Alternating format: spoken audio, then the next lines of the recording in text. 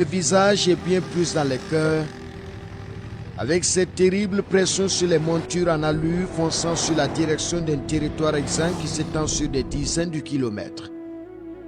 L'exercice est périlleux, mais le jeu en vaut la chandelle. Plus aucun centimètre du territoire ne doit être calme et occupé par des terroristes. C'est le mot d'ordre depuis Ouagadougou pour le premier escadron de sécurisation routière et d'intervention basé à la première légion à Kaya. Cette unité d'élite de la gendarmerie nationale aux commandes de 2 lieutenants qui se font appeler Arès Guépard. Dans les herbes et sur le bitume, gendarmes et VDP slalom entre ruines, cratères et carcasses cramées. L'épicentre d'une guerre désastreuse et sans pitié. Le cortège, à l'allure d'une caravane avec plusieurs dizaines de véhicules bondés qui s'évanouissent dans le creux d'une vallée silencieuse. Le point de chute, c'est Toubouri, à 68 km de Kaya, la capitale du centre-nord. Parmi ces hommes de l'escorte, certains ne verront pas la fin de l'opération.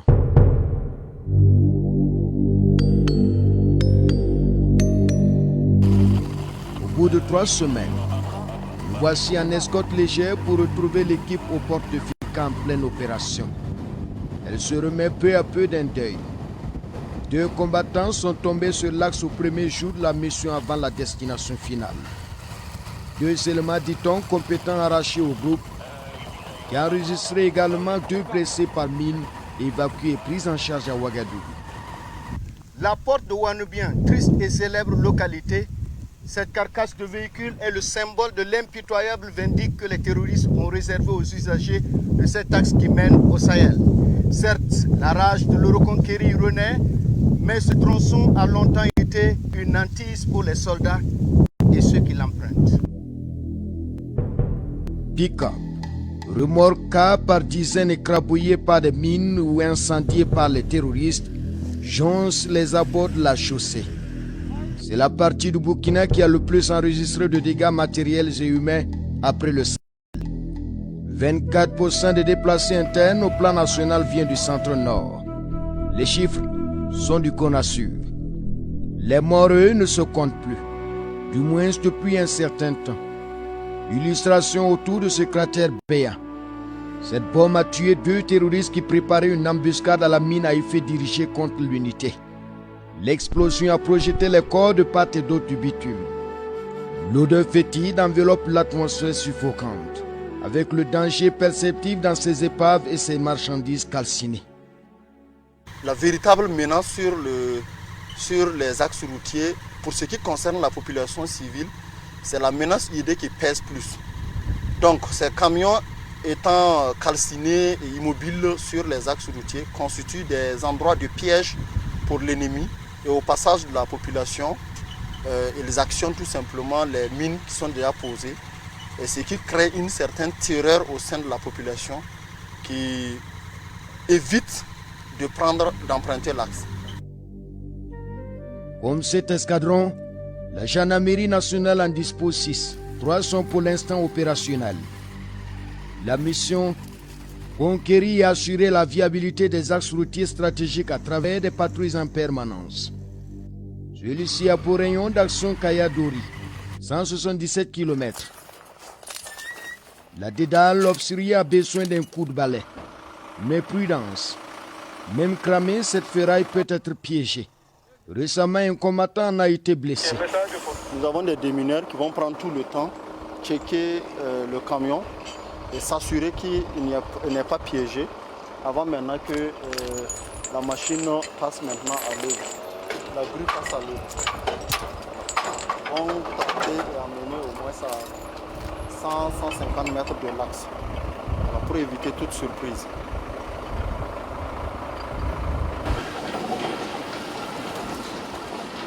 Un premier camion est éloigné, comme du coton. En peu de temps, le résultat est éloquent. Mais quand même ici, les choses vont traîner.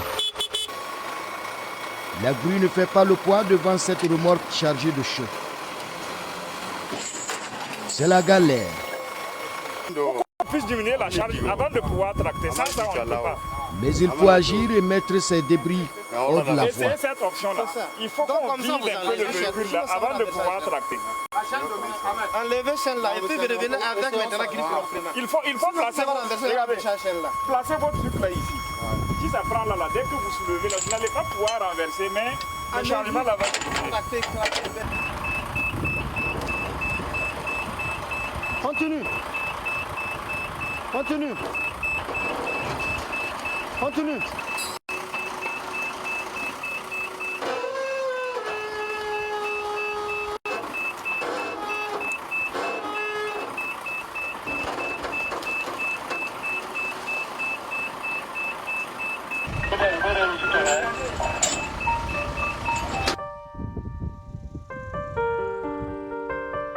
Un peu plus loin, des éléments supervisent ici l'enlèvement de maïs. Ce véhicule en panne a été incendié en partie, sauf les vivres. Les magasins à ciel ouvert pour les terroristes qui viennent s'approvisionner à volonté. Avec cette opération, c'est la fin du service libre et de la prise en charge gratuite. C'est aussi cela la mission des forces combattantes sur l'axe. Permettre aux victimes de récupérer le peu qui reste de leurs biens. À côté, une deuxième grue entre en jeu. Un squelette de car de transport est évacué au plus vite. L'engin est attendu à hauteur de Naré pour une mission de sauvetage. Cette localité, vous le savez, a été plusieurs fois victime d'attaques terroristes jusqu'à ce que les populations soient dégarpies. Et il y a un pont à quelques kilomètres d'ici qui a été plusieurs fois vandalisé puis reconstruit par les forces de défense et de sécurité. Mais là, on n'y va pas, on continue tout droit dans la broussaille pour récupérer un véhicule qui a été détourné par les terroristes.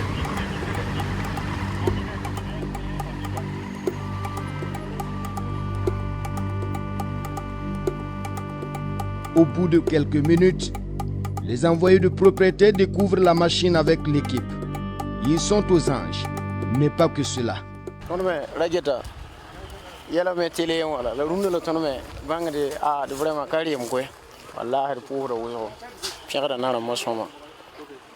Depuis Rabitin, sur le jour de son of la Wuzo, School of I know, Tongamidi, what to be tangay. Don't be water. It hanta tonome, no will water or a matter bango. May water on Gomiara. Eh, wallahi, not a matum, wallahi. Not a more, we are pre population. Des envoyés reconnaissants, surtout le lieutenant Arès, qui supervise l'opération. Il faut que vous vous activez, il est déjà 16h, 17h, quand on parle. Donc vous avez en gros 1 heure de temps. Il est au cœur de toute la démarche. Ça peut aller, non? En tout cas, j'ai pu relever la plaque d'immatriculation, le numéro de la plaque, que j'ai transmis aux services compétents de la gendarmerie, qui ont fait une réquisition et adressée à la direction des transports.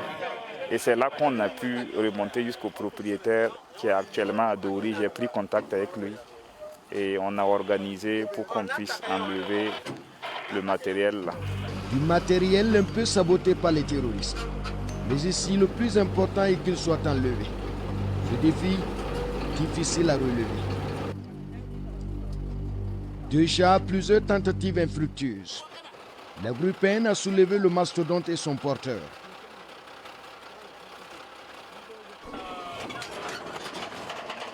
Pendant ce temps, sur le pont de Wanebien, l'équipe vient de se délivrer.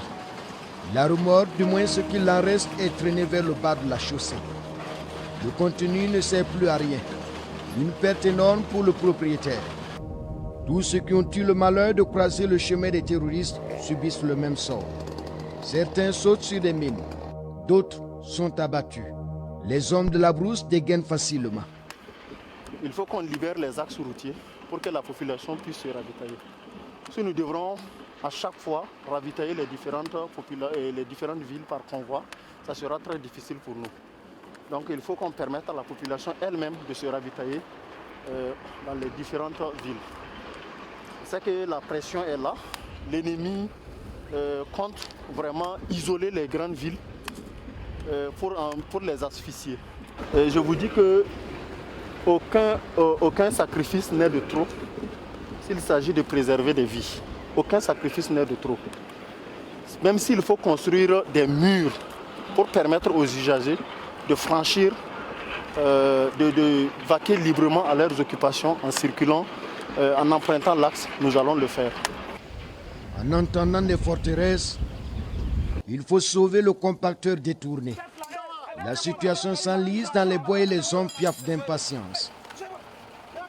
Il faut surtout éviter que le manteau noir de la nuit n'enveloppe l'équipe sur les lieux synonymes de tous les dangers.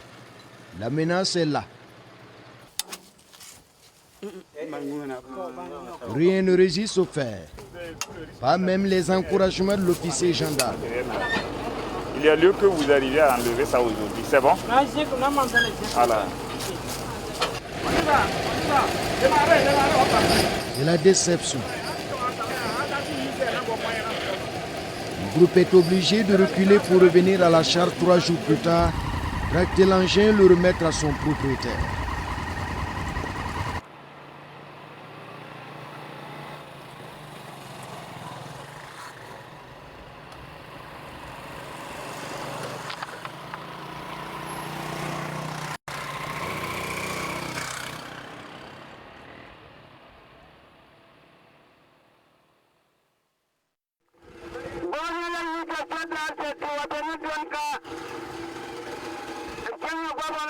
Nous sommes à quelques jours de la fin et la mission amorce un virage important avec au menu une activité majeure.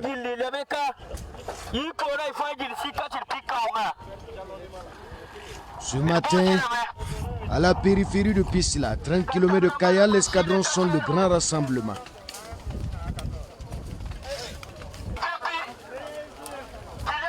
Tronçonneuse, hache et machette. L'arsenal d'une guérilla contre les cachets de tireurs embusqués, les guetteurs et autres poseurs de bombes.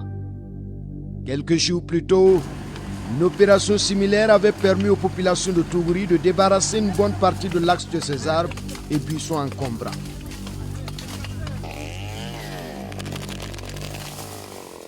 Le théâtre des combats. L'ambiance est colorée des racines aux branches. Tous ont répondu présents à l'invitation de l'unité. Pour ainsi dire que c'est à l'appel de la nation en détresse.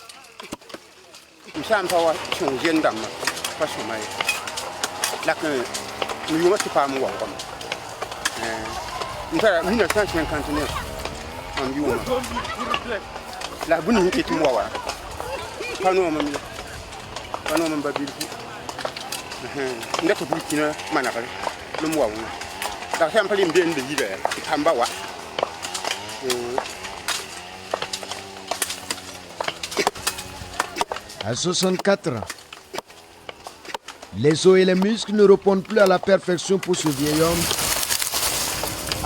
sauf la rage d'en finir avec le terrorisme. Une colère contagieuse qui ravage buissons gros et petits arbres à coups de machette.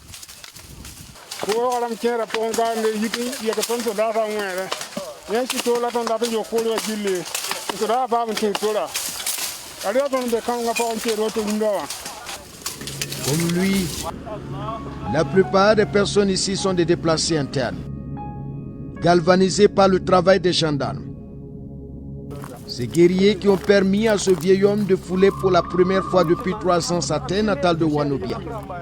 Sa cour en ruine et sans éclat n'attire aucun regard, sauf lui seul, pressé de nous conduire vers le trésor, le sanctuaire abandonné. D'abord une escale à l'entrée.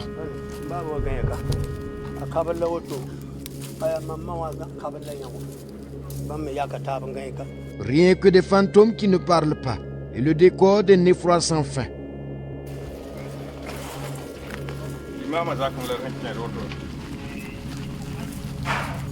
Un parcours du combattant sur un chemin bouché.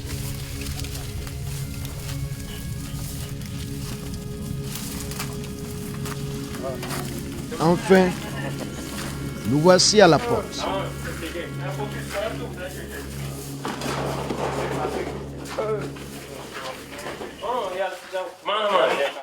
L'émotion est vive.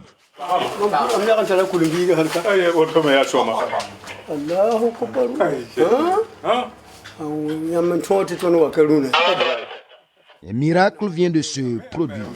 Lui bang la wena lui bango. Ya song la wena song ya. Sa Allah. Modere.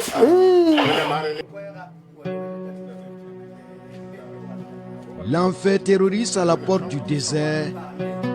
Wanobien a demeuré jusqu'ici le tombeau de tous les espoirs. Égorgé ou abattu de sang-froid, pour nombre de ces populations, l'ultime choix était la fuite ou la mort. L'enjeu pour les soldats est de redonner vie aux tronçons et de paralyser ce cordon stratégique de l'économie du centre nord du Sahel. Mais à quand le bout du tunnel? Les terroristes les guettent en permanence et le font savoir depuis la radio. Ils revendiquent ce territoire comme leur fief imprenable. Reste à savoir s'ils ont encore les moyens de s'y parader et pour combien de temps. Nous voyons des GATT qui sont en train de s'organiser tout autour de nous, de notre position. Comme vous pouvez bien le constater, ils sont en train de s'organiser. Ça, c'est un premier groupe. Il y a un deuxième groupe également ça c'est du côté sud. Il y a un deuxième groupe du côté nord qui est en train de s'organiser. Mais notre drone a pu les apercevoir en train de s'organiser autour de notre dispositif. Certainement, c'est pour attaquer la position et empêcher la poursuite des travaux. Hirondelle ici, Phoenix, un regroupement GATA aux alentours de Phoenix. Phoenix a en visuel un regroupement GATA. Hirondelle, prenez coordonnées de Phoenix. En mesure de nous appuyer.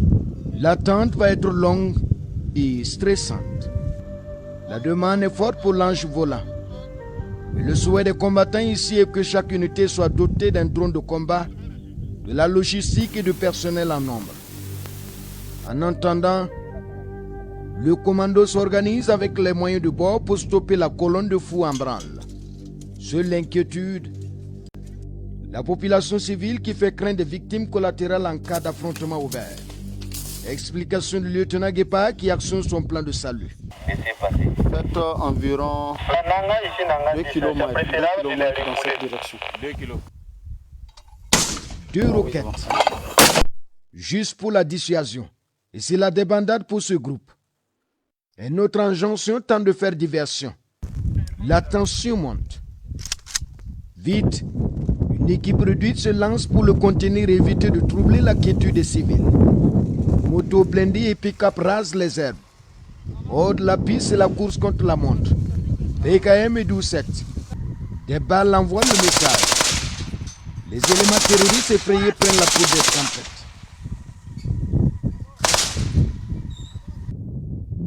Les hommes ont bien pris la mesure du danger. Le lieu est un point de passage des groupes terroristes.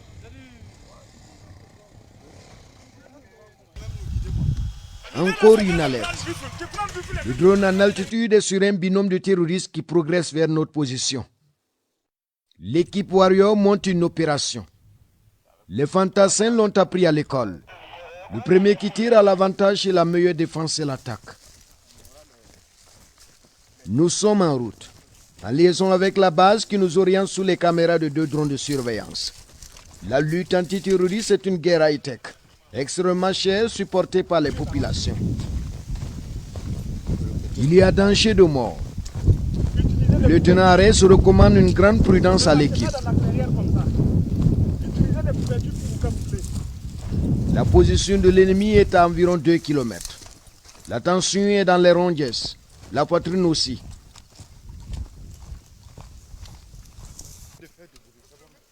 L'équipe d'appui prend position là.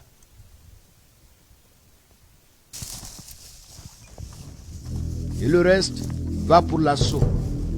L'envie de croquer du terrorisme monte. Le périmètre est boisé et complique la manœuvre. Mais les hommes vont faire avec.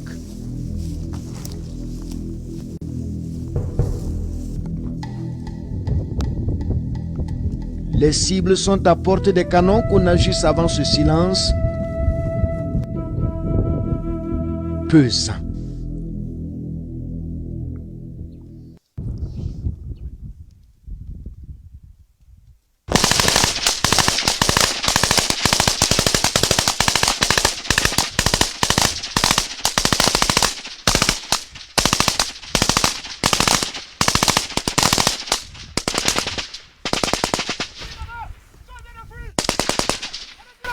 Panique dans les bois.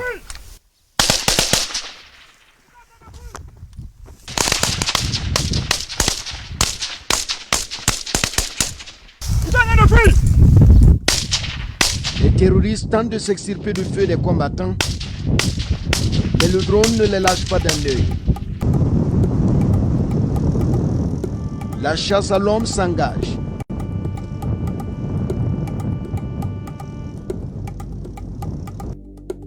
Celui-là en blanc est à bout de souffle. Il est chanceux. Le drone vient de le perdre.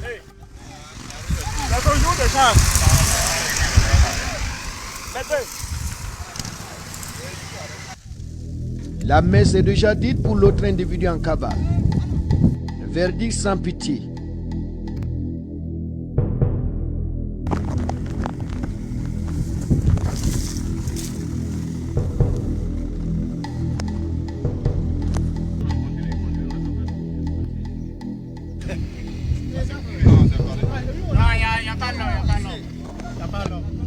L'ambiance de victoire après la traque.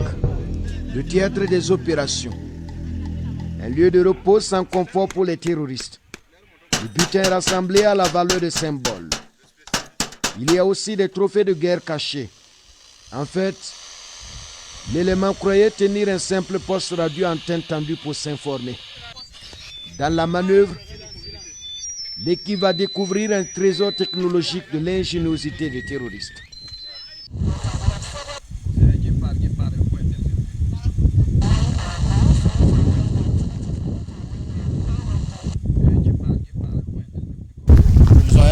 Je ne sais pas comment ils se sont débrouillés, mais à travers ce poste émetteur, ce poste récepteur, ils arrivent à intercepter notre communication. Plusieurs postes récepteurs. Le sixième sens des seigneurs de la terreur. La guerre, ses inventions et ses mystères. Ces objets vont être emportés, le reste brûlé. Le patrimoine de toute une vie dans des flammes. Guépard et ses hommes veulent être les seuls maîtres de l'as. Mais à quel prix? Le 26 octobre dernier, l'escadron a connu plusieurs incidents dans sa progression. Ici, une mine a blessé 2 soldats. L'impact indique la violence de la déflagration. Les éléments ont de la veine. Ils sont en vie. Par contre, un autre binôme a été touché mortellement ce même jour à 3 km de Nupa. Les chefs militaires nous ramènent sur la scène du crime. C'est exactement à ce niveau. Vous avez vu le souffle que ça a créé tout aux alentours de l'arbre. Et ça a même terrassé en fait l'arbre. Voilà. Une mine à effet dirigé. Un nouveau mode d'action que redoutent les fantassins. Sur ces images, ce qui reste de l'explosif. Une boule de pétanque et des débris métalliques qui n'ont laissé aucune chance de vie aux combattants. Le premier élément est tombé là. Nous avons tenté de le réanimer en vain. Il a perdu assez de sang. Le deuxième, lui, il était là. Lui, l'infirmier a tenté à plusieurs reprises de stopper l'hémorragie en vain.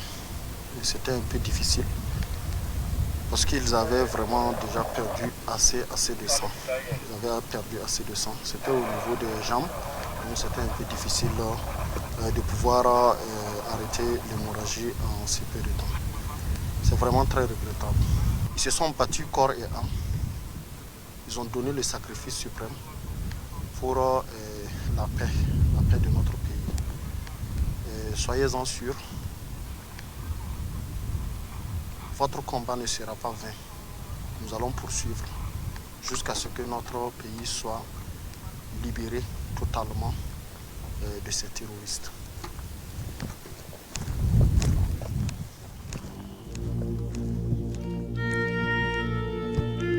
Les traces du sang des guerriers, le prix de la reconquête de la porte du Sahel. tempête pour tout Phoenix. Dans ces contrées comme ailleurs, les soldats refusent de rengainer malgré les coups durs. D'ailleurs, dit-on ici, les unités reprennent du poil de la bête. Les terroristes n'ont plus l'initiative des combats, sauf à se rabattre sur des mines qu'ils ensemencent le long de ce labyrinthe, pour l'instant fantomatique qui relie des villages en ruine, sans vie. La politique de la terre brûlée et la loi des terroristes qui s'en prennent aux biens privés et publics.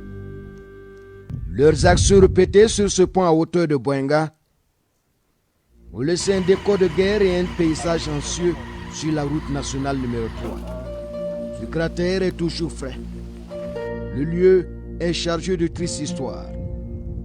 Ici sont tombés plusieurs éléments des forces de défense et de sécurité, notamment l'adjudant Pascal Doye, ce célèbre commando de gendarmerie et 4 de ses hommes le 5 mai 2022.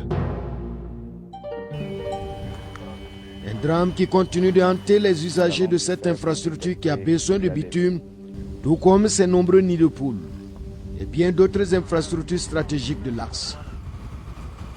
Après plusieurs jours d'opération, nous voici sur le fameux pont Naré, le pont qui a été plusieurs fois dynamité par les terroristes. Je pense que si je ne me trompe pas, ça fait la 3e fois qu'ils l'ont dynamité. Finalement, nous étions obligés de mettre en tout cas un pont mobile pour permettre toujours le trafic en direction du Sahel. Le pont respire à peine. Tous ses flancs ont été endommagés. Autour, le décor apocalyptique explique qu'ici, l'île terroriste a dicté sa loi. Aujourd'hui, la donne a changé. L'Esri 1I a positionné ses hommes qui veillent au grain. Les jours à venir, nous allons démarrer les travaux de réhabilitation de ce pont. Je pense qu'il y a une entreprise qui est déjà identifiée à cet effet. Donc nous sommes en train de nous atteler pour offrir en tout cas une sécurité maximale à cette entreprise pour que le travail soit très bien fait. De multiples actions qui permettent la reprise progressive du trafic sur la route. Je suis très content, vraiment. Il y avait la peur, hein? Ah, vraiment, c'est notre première fois. C'est notre première fois, vraiment. Il y a du travail qui est bien fait, vraiment. On est très content. Que Dieu vous bénisse. Le va-et-vient, c'est pas simple, voilà. Croyons que ça va aller. En tout cas, que Dieu ramène la paix. Merci. La quiétude qui revient peu à peu, avec la régularité des escortes pour ravitailler les villes du Sahel, du Niger et du Mali. Ici au Nambar pour Tougouri. Une opération pour approvisionner la ville.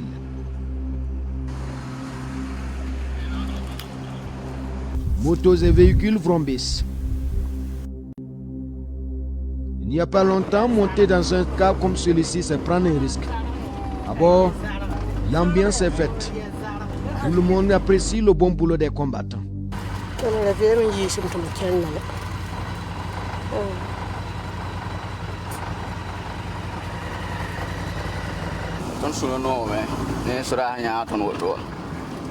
Voilà.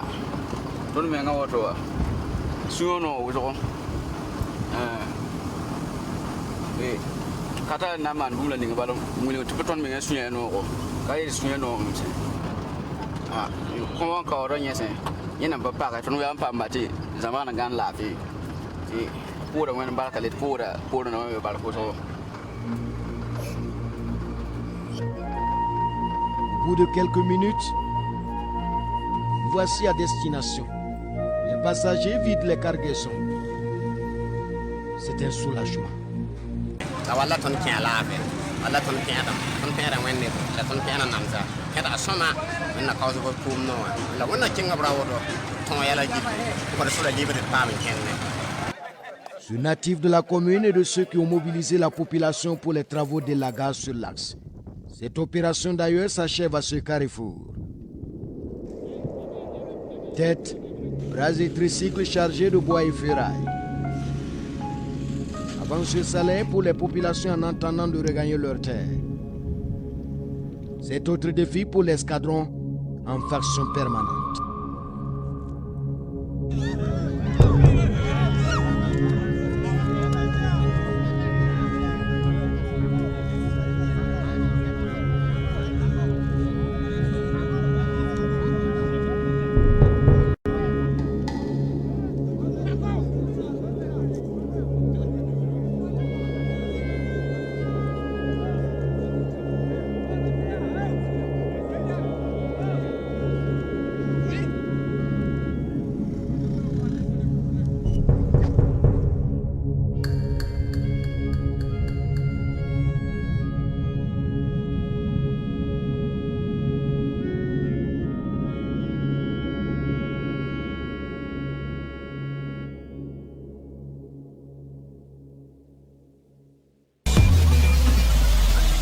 L'Iradan Philippe Ada que nous retrouvons juste après ce grand reportage. Bonsoir l'Iradan. Bonsoir Bini. Alors, bonsoir à tous. Atmosphère glaciale dès les premières images de ce grand reportage. Oui, il faut dire que lorsque on s'est lancé pour la reconquête de l'axe, ou du moins pour la consolidation de la paix à ce niveau, l'axe Kaya-Toguri, et nous avons été cueillis froidement par une mine qui a fait 2 mois dans les rangs. Et c'est un peu difficile pour que la mission puisse continuer, mais grâce au courage, au dévouement des hommes, la mission a pu continuer normalement. Une mission endeuillée dès le démarrage, vous le dites dans les images et dans votre commentaire, tout au long de l'axe également, on le sent, c'est la mort à plein nez. Oui, il faut dire que c'est un axe très stratégique que les terroristes voulaient à tout prix garder, prendre, occuper. Ils ont eu un peu de temps pour le faire. Lorsque vous arrivez, il y a des véhicules, des cars, des remorques calcinés tout au long du tronçon. Et il y a aussi des corps à certains niveaux en état de putréfaction. Ça veut dire qu'ils sont... Ouanoubien, par exemple, a été pendant longtemps leur fief. Et malgré les grandes actions, ils se faisaient sentir, j'allais dire, se signaler. Vous le dites souvent, ils venaient parader. Ils venaient parader, mais avec le temps, ces derniers temps, effectivement, leurs mouvements ont été réduits. Et puis, bon, avec cette opération encore, ça s'est accentué. Mais il y a toujours, le serpent n'est pas totalement mort et qu'il y a des actions qui doivent être davantage entreprises. Ils ne relâchent pas, ils reviennent toujours. Oui, ils reviennent parce que, comme je l'ai dit tantôt, c'est leur fief et ils font tout pour y rester parce que certainement ça y va aussi de leur survie. Donc, vous avez parlé dans l'élément également d'un axe qui est assez stratégique. Pourquoi il est temps pour ces groupes armés? On a évoqué le commerce. Est-ce qu'il y a d'autres raisons également? Oui, bien sûr que le commerce, c'est la plus grande partie, c'est ce qui fait de l'axe un axe stratégique, sa particularité, parce que c'est aussi la porte, c'est un cordon économique pour le Sahel, le Grand Sahel.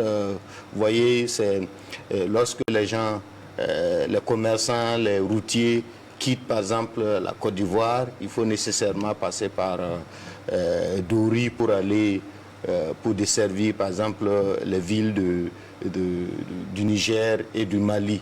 Donc les terroristes faisaient tout possible pour bloquer, asphyxier la ville par exemple de Dori et même les villes avant Dori.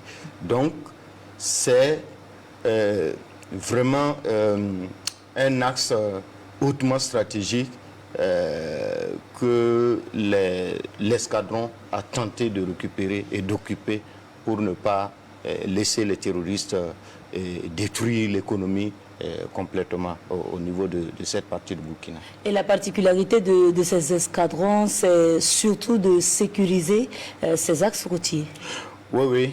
La gendarmerie nationale dispose de 6 escadrons. Il y a pour l'instant 3 qui sont opérationnels, repartis entre les 3 premières légions, c'est-à-dire la première légion, la deuxième et la troisième. La première qui est basée à Kaya, la deuxième basée à Bobo-Dioulasso, la troisième à Ouagadougou. Alors donc, leur rôle, ces escadrons, c'est de pouvoir reconquérir les axes, assurer la viabilité et permettre aux populations de pouvoir circuler librement et également accompagner les escortes, escorter les convois de ravitaillement des villes et puis détruire les bases terroristes qui sont au niveau de leur zone de déploiement. Et on l'a vu, les terroristes qui sont également de plus en plus ingénieux avec ces radios d'interception des communications de nos forces de défense. Ça, c'était la surprise pour moi, parce que les forces combattantes déjà sont habituées à ce type de surprise ou bien de découverte. Mais pour moi, civil, c'était nouveau. C'était nouveau de voir un simple poste radio qui permet d'écouter, d'intercepter des communications. Ça veut dire que ces hommes-là aussi travaillent et que ce qui reconforte, c'est que nos forces combattantes arrivent également à anticiper à un moment donné pour faire face. Et vous, cette fois-ci, pourquoi est-ce que vous avez décidé d'embarquer avec la gendarmerie nationale? Parce que il faut dire que toutes les forces sont sur le terrain aujourd'hui et combattent. Donc, nécessairement, au niveau des axes, vous savez que ces axes routiers sont vraiment le cordon de notre économie et qu'il va falloir nécessairement aller voir ce que ces personnes-là font aussi, c'est-à-dire ceux des escadrons font pour permettre à l'économie de rouler normalement. Donc, il était pour moi nécessaire de pouvoir aller et de rendre compte de ce qu'ils font comme travail.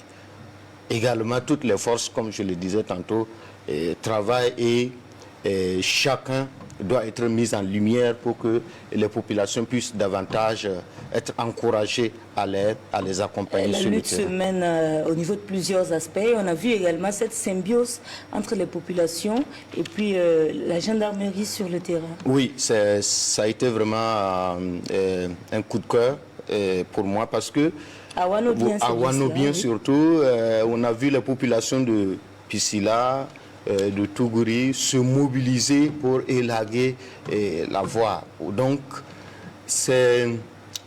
j'ai vu par exemple un vieux, vous l'avez vu dans les images, de 64 ans qui faisait tout possible pour aussi apporter sa contribution et permettre aux forces combattantes de pouvoir faire normalement leur travail. Donc, ça veut dire que la lutte, elle est partagée. C'est tout le monde qui doit mettre sa main pour que les forces de défense et de sécurité puissent accomplir leur travail sereinement. Et là, ça reconforte. Et là, c'est un modèle qu'il faut copier nécessairement, parce que ces personnes-là, honnêtement, ont presque tout perdu. C'est juste l'espoir. Et cet espoir-là est suscité par les forces combattantes qui sont à leur côté. Donc, elles font tout pour montrer également qu'elles peuvent aussi continuer à contribuer malgré la détresse dans laquelle elles sont. Et elles souhaitent un changement pour les générations futures. Tout à fait. Parce que lui, à 64 ans, il n'a plus peut-être un long avenir devant lui. ils travaillent pour les générations à venir. Et là, c'est un modèle à copier. D'accord. Alors, l'Iradan Philippe Ada, dernière question. Qu'est-ce que vous avez rencontré comme difficulté, mais aussi comme particularité au niveau de cette mission?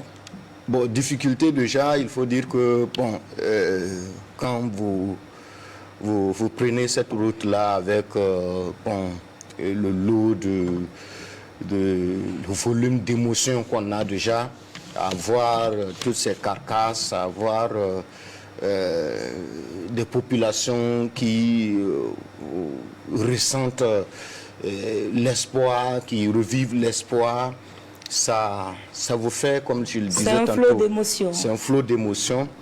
Et à part cela, je pense que tout s'est bien passé, hormis également cette situation, ce drame qu'on a vécu au premier jour. Il faut le dire, je n'étais pas sur place parce que j'ai accompagné l'escadron jusqu'à Aïma et je me suis retourné pour d'autres tâches avant de repartir pour la dernière semaine. Et ça faisait 4 semaines que les hommes étaient sur le terrain. Et on rend justement hommage à ces hommes qui se battent sur le terrain. Hommes qui se battent et sur aussi le terrain. à ceux qui ont perdu la vie. La vie, naturellement. C'est avec beaucoup d'émotion, surtout que j'ai pu mettre pied sur certaines localités. Par exemple, tristement célèbre, le pont de Boyenga, où le gendarme Doye Pascal et ses hommes sont tombés. Il y a beaucoup d'autres FDS qui sont tombés. Vous voyez des pick-up. Mais ça, le pont Naré également, qui a été plusieurs fois dynamité. Le pont de Naré également. Et il faut signaler qu'il y a du travail qui est fait parce qu'aujourd'hui, il y a une unité qui est positionnée là-bas et qui veille. De façon permanente. De façon permanente pour que le pont ne soit pas encore détruit, à nouveau détruit. Donc, aujourd'hui, c'est un pont en fer, de passage. On rappelle que c'est le génie militaire qui a travaillé justement à restaurer ce pont. Parce que le pont a été dynamité 3 fois et à chaque fois, le génie militaire repartait pour permettre aux populations de circuler. Aujourd'hui, l'axe a repris, les populations circulent, sont escortées pour l'instant par l'escadron et d'autres unités des forces de défense et de sécurité. Donc tout ça, c'est vraiment une belle expérience que j'ai pu vivre. Et très rapidement, les difficultés que vous avez rencontrées? Comme je le disais tantôt, il n'y a pas eu, à part le risque qui est permanent, qui est partagé par tous ceux qui sont là, les forces combattantes, mais j'ai vu des gens, peut-être des leçons, des gens dévoués, très engagés pour la cause de leur pays. Et c'est ça qui est réconfortant. Ils sont vraiment engagés. En tant que civil, vous ne vous sentez pas exposé, impuissant, lorsque vous êtes au milieu d'hommes armés qui peuvent se défendre, tandis que vous n'avez que votre caméra et votre micro? Oui, je ne cesserai pas de le dire, hein, c'est un engagement et quand on s'engage, on sait il y a tous les risques. Voilà, c'est à ces risques.